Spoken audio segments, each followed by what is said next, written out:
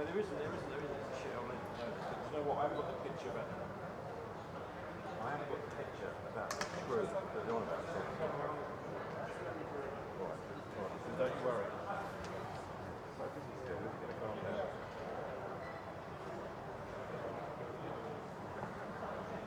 I thought it was going to be a massive. Yeah, we need a look at it.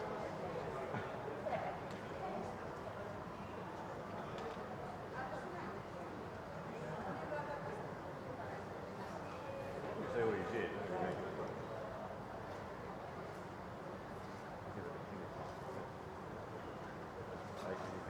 Triple check.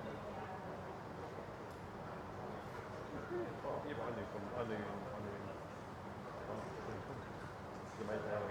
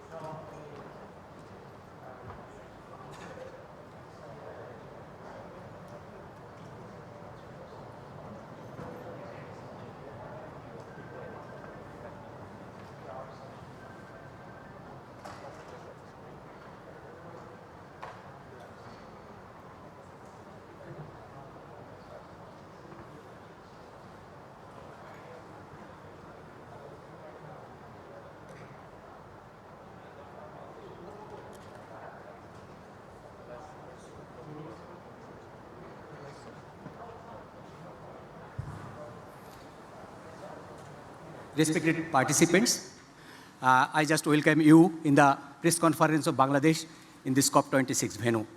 I humbly request our Honorable Minister, Ministry of Environment, Forest and Climate Change, Bangladesh, to deliver his speech in this press conference.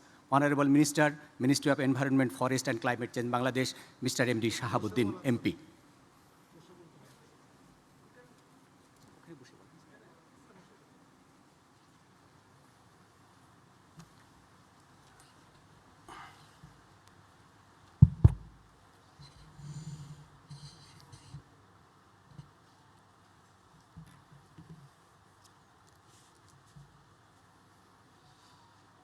Good afternoon.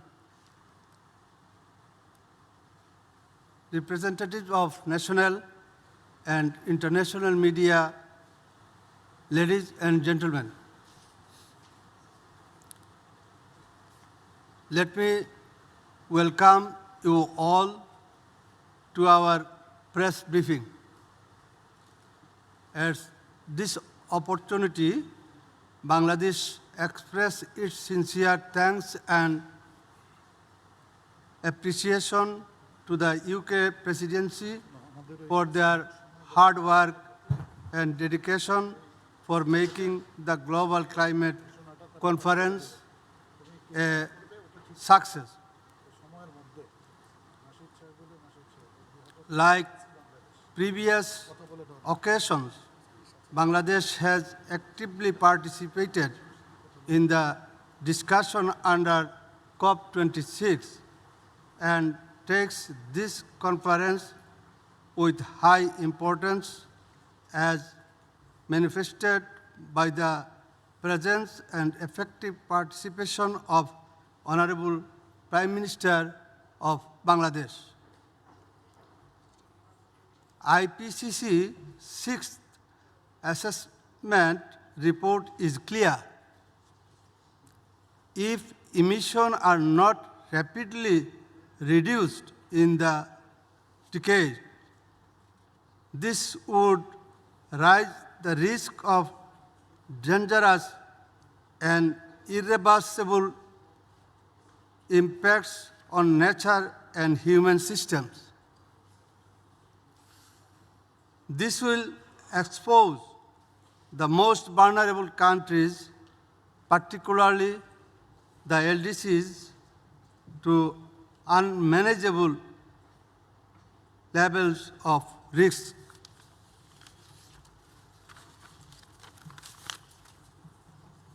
The global community still have lack of feeling of urgency and a true commitment to implementing and Paris Agreement so that countries like us can have a sustainable future worthy of human beings and for a just society. Despite of being one of the least emitters in the world, Bangladesh has been putting sincere efforts to participate in global mitigation effort focusing on renewable energy, energy efficiency and conservation. In our NDC update submitted in August this year, we have put forward enhanced emission reduction by 2030 amounting to around 90 million tons of CO2 equivalent in combination of conditional and unconditional commitments. We have cancelled 10 coal-based power plants with $12 billion of foreign investment for the cause of climate change. Bangladesh has already endorsed the 133 country Glasgow Leaders Declaration on Forest and Land Use. We have installed more than 6 million solar home systems in off-grid areas, and more 4.5 million improved cook stoves have been distributed rural areas. Dear friends, in the World Leaders Summit at COP26, our Honorable Prime Minister presented clear and concrete proposals from Bangladesh, and as the President of Climate Vulnerable Forum, CBF, on 1 November. They are as follows. 1, the major emitters must submit ambitions, NDCs, and implement them in line with keeping 1.5 degrees Celsius alive. 2, developed countries should fulfill their commitment of providing $100 billion with a 50-50 balance between adaptation and mitigation. There must be synergies among various climate funds. 3, the developed countries should disseminate clean, green, and advanced technology to the most vulnerable countries at affordable cost. The development of CBF countries also need to be considered. Fourth,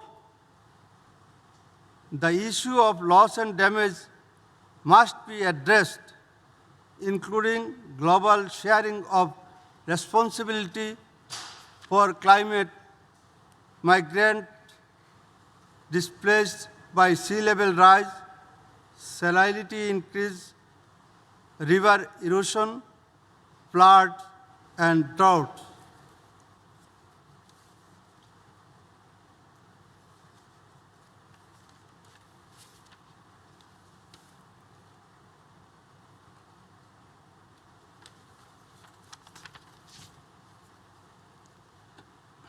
Bangladesh underscored need of putting the following key issues in the covered decision of COP26 and CMA3.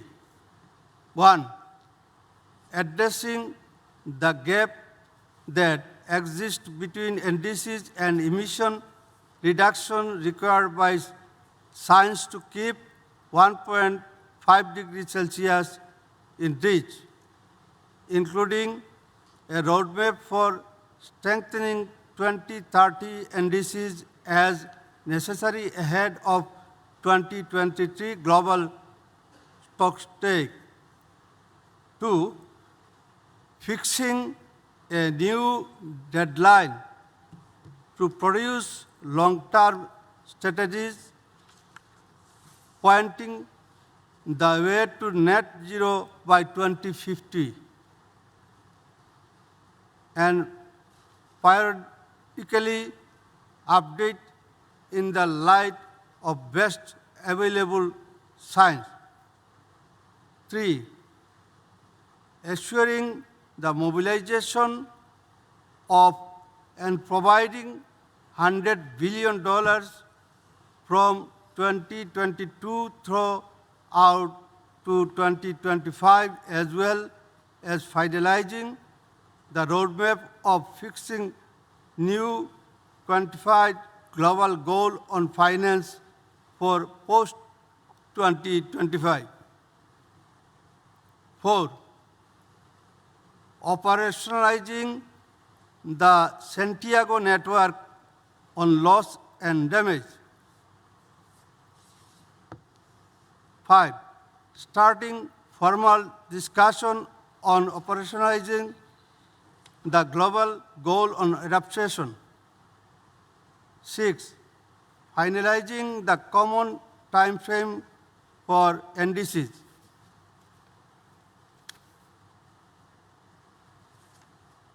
On latest negotiations, most of the agenda item under SBI and SBTA have got conclusions and decisions and have been forwarded to COP and CMA for adaptation.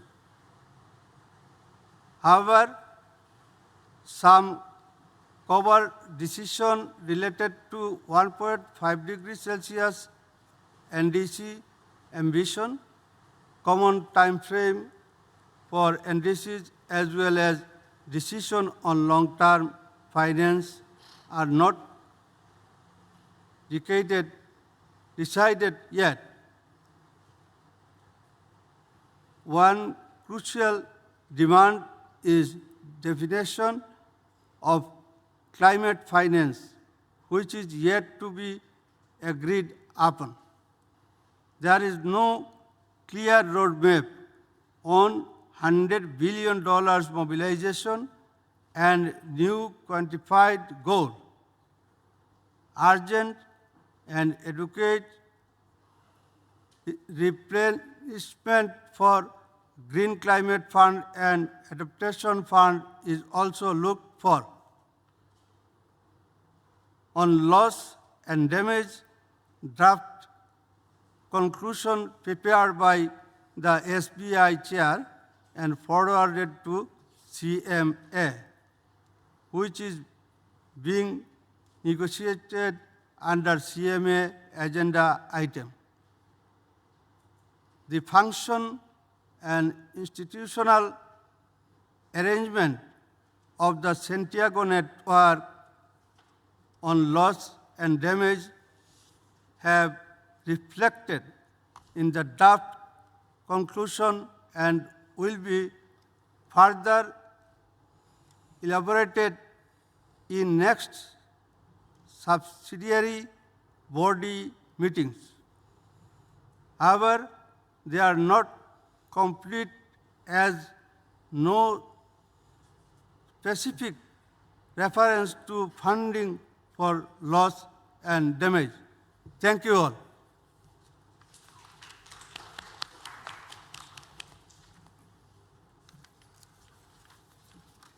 Thanks to our Honorable Minister for his speech in this press conference. Dear respected guests, ladies and gentlemen, and representatives from the national and international media. Now, I open the floor for the question and answer session. I request you to place your questions, and our delegates from Bangladesh are in the podium, and I request the sirs to answer the questions which will come from the floor. Now, I am inviting questions from the floor.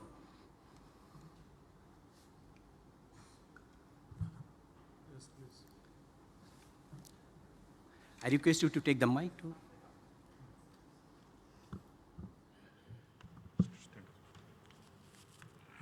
Myself, Jayanta Basu from the Telegraph newspaper, ABP, India. Honorable Minister, you just mentioned about the Bangladesh priorities and what exactly you want to be part of the cover decision. We all know the cover decision, outline of the cover decision or the discussion to be held has come out yesterday. And we find all sort of things are there. In one line, they are saying that $100 billion is not there. The second line, they are saying that there is adequate finance. So my question as the chair of the vulnerable countries to Bangladesh is two questions. Number one is, at this point of time, the second week has just started. The actual negotiation has just started. What is your stand at this point of time regarding the vulnerable countries? What exactly you want in a pragmatic way at next Friday? What are the red lines? Where do you agree, which we will not agree? That's my first question. And second question is, apparently the UK is pushing the net zero as the success point of this summit. We all know that it will be going up as a net zero summit. So while we are talking about net zero is a good thing down the 2050 or whatever, but that at the same time, all the real issues, finance, loss and damage are being pushed back. So how happy you are with this all sucking net zero into the whole process? What's your stand on that? Thank you. Sabarishan Chaudhary. Thank you for that question. I'm Sabir Chaudhary. I chair the Parliamentary Committee on Ministry of Environment, Forest and Climate Change. With regard to the first question, as you have also acknowledged, we are only starting the second week. So we don't want to pre-call it or prejudge it. We are all here in good faith. We know that trust is in short supply. There is a huge trust deficit. And we hope one of the areas that will be different in this COP is going to be the bridges are going to be built and the trust is going to be reestablished. And when you talk about a Bangladesh position, I think it's the global position. We are not demanding something just for Bangladesh. We are asking for something which is good for the planet. And so when we talk about our red lines, of course the 1.5 is a red line. And I think we are encouraged by the fact that Paris doesn't actually specify 1.5. It talks about 2 and below. But the fact that 1.5 now seems to be generally accepted, I think it's positive. Having said that, the caveat that I would put on it is look at the suffering, look at the pain, look at the devastation, the loss that we are suffering at 1.1 degrees Celsius. So 1.5 is not a silver bullet that's going to solve all the problems. That should be the absolute minimum. We can't go above that. And even at that level, there is going to be considerable needs for adaptation, loss and damage comes into the picture. So that's number one. In terms of the finance, we are not asking for anything new. It's not a new proposition. We are merely asking the world or the global community to live up to their commitments. That commitment was $100 billion from 2020, and there'll be an equal split between adaptation and mitigation. So not only have we failed to reach 100 billion, the mix between adaptation and mitigation is really skewed. I think we are now looking at about 20-25% adaptation, and the rest is on mitigation. So we want an equal balance. And of course, when you look at it down the road, if you're looking at 2024 onwards, this figure has to be raised substantially.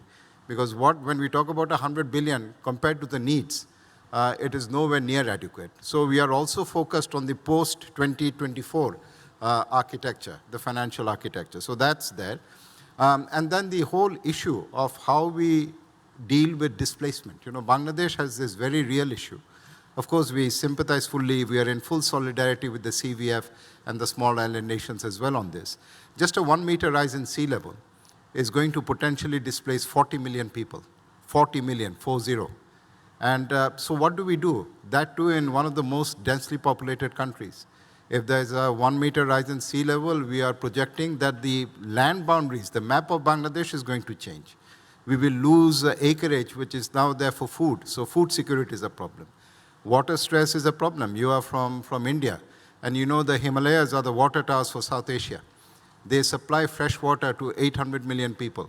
So once the glaciers run dry and they melt, where are we going to get our supply of fresh water? So these are all existential challenges for Bangladesh. So when you're talking about existential challenges, you know, there is no red line as such. It's what you need to achieve. And there is no second chance. So this COP has to get it right because there isn't a second planet. So we are hoping that we are going to deliver on Paris. And the other important point to differentiate is, you know, you have the UNFCCC as a treaty, and you have the Paris Agreement. So if global leaders fail to deliver on Paris, they are also failing the treaty. The fundamental objective of the treaty is to stabilize concentrations of greenhouse gas in the atmosphere. And that we are patently failing to do. So it's not just a failure to arrive at a decision at COP. You're also frustrating the treaty that all of the countries have signed up to. Thank you. Thank you, sir. Our time is up to 5 p.m. Actually, I want to take some quick questions.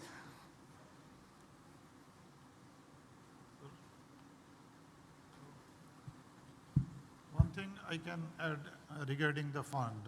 We are telling for the 100 billion, but at the same time, as you say, we have sufficient fund. This is our commitment. You see, in our NDC, we are committed to reduce our emission 6.53%. And this is not supported from outside fund.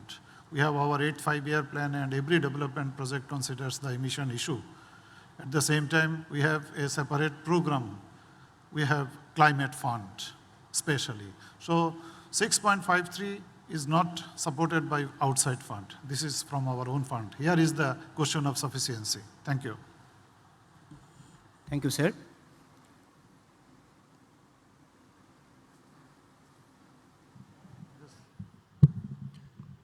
Thank you, Minister. My name is John Mary Odoi from Uganda, and I'd like to thank you for the submission that you've made.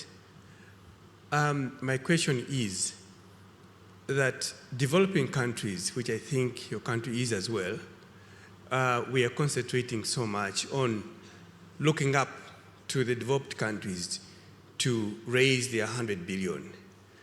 And we are actually waiting very anxiously to see how that money comes so that we can be able to roll out our programs. I'm just wondering whether there is plan B for your country or for the various countries, the developing countries, whether there's plan B in case that money does not come, maybe in time, or even if it comes, maybe it's going to be hard to access it. Is there anything that we can do to see that, you know, other than that, maybe there's also another process through which you can raise funds to do the kind of work that we're expected to do? Thank you. May I answer that? Sir, I request Kholikujaman sir to answer this question. Thank you very much. I think that's a very good question. We are looking up to them to give us money and then do our adaptation and other activities. But Bangladesh is not just looking up to them. We are also trying on our own. We have a trust fund where money is transferred from the budget directly for climate action. And then also in the budget itself, under several categories, we spent about 1.5% of our GDP on climate actions. But that's not enough, because the world is fast becoming more and more vulnerable to climate change, and Bangladesh is at the forefront. And therefore, there are more sea level rise, salinity ingression, river erosion, cyclones, floods, not drought also, and rains not at the time when it should be, and at other times when we don't need the rains. So these are all the elements in the changing pattern of climate. And therefore, we need much more money. But we are trying our best with our own resources, whatever we can do. But we need two things, essentially. One is technology, and the other is finance. Finance is necessary if we want to adequately address the problems that have been created. It's not our fault. So it's the fault of those who have been emitting greenhouse gases for a long time. They are the ones who have caused it, and they should come forward to help. And they have committed. The more important thing is they have committed. In the IPCC process, they have agreed that they are responsible. I have been IPCC lead authors in 2, 3rd and 4th assessments. So they have agreed. And they have also committed funds. But the problem is commitment is not delivered. So we now want, from now on, commitment has been made. 100 billion way back in Copenhagen 10, 11 years ago, but only about 20 billion has been delivered to the GCF. And there, just one moment.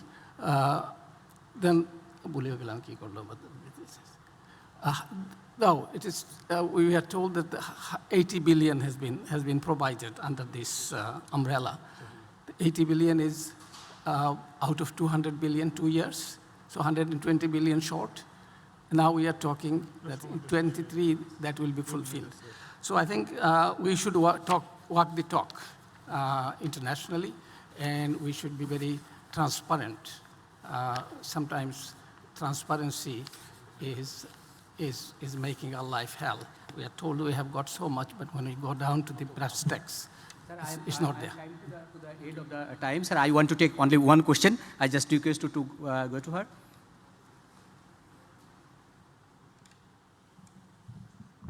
Thanks a lot for giving me this opportunity. I'm Elizabeth from Norwegian Press.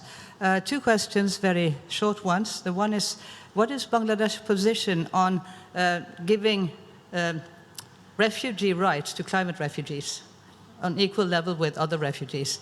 And the second one, tomorrow I realized that here in this forum there will be the Gender and Women Day, and I was wondering your position when it comes to the plight of women under the climate crisis in Bangladesh particularly. Thank you very much. I request Dr. Ainun Nishat to address this question from Bangladesh. Thank you. Madam, short questions require long answers. So when you say short question, I got scared. But the answers are very straightforward. Gender is taken seriously, and we are now developing the National Adaptation Plan, and it will pay attention to all issues concerned with gender issues and as well as physical disability. And our motto would be, our principle would be, no one should be left behind. So we are working that. We have a strategy document and planning processes going on. Our parliament is very serious about it, so any action plan we prepare, gender is seriously considered. And the other question was, refugees. We have already started taking up evaluation of the people who are moving out. From the coastal belt, people are moving out. In fact, from my district where my ancestral home is, in some of the villages, the population is hardly 1/3 of the original. So the storm surges and salinity increase are forcing people to move out. We have already taken projects to rehabilitate the people who have moved out inside the country. under Prime Minister's patronage, we are constructing small but reasonably, to meet the basic requirement, houses for the people who are losing their land mainly due to riverbank erosion and also to storm surges. We are not only paying attention to that, we have action plan to respond to this particular action. But what we are scared is, the Honorable Member of Parliament said, the number could be mind-boggling. So we have started to work, pay attention to it, but we do not know how we will handle the magnitude of the problem. Thank you very much. Thank you, sir. We are at the end of our session. Now I request our Honorable Minister, Ministry of Environment, Forest and Climate Change, Mr. M.D. Shahabuddin MP, for giving thanks to the audience for participating here. Mr. M.D. Shahabuddin MP, Honorable Minister. Wishes to balanced and fair outcome at Glasgow by strengthening a common global commitment for living healthy and planet for our future generation. Thank you all.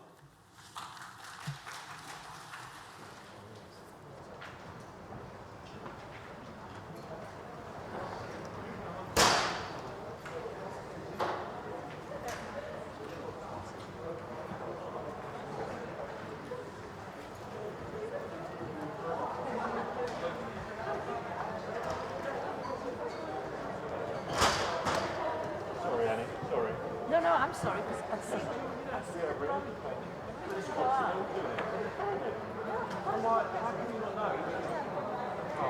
Don't worry. Sorry, it's my fault. First time I've had a problem. I mean, so everybody knows. No, the people up here should be camera operated.